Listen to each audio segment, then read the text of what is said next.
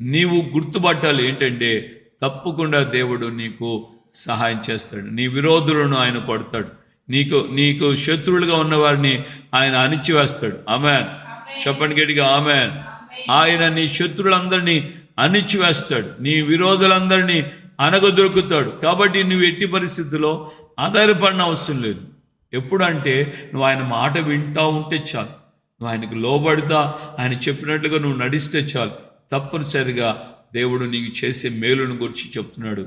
నీ విరోధులైనా నీ శత్రువులైనా నేను వారిని అనగదొరుకుతాను. ఆమెను. హల్లెలూయా.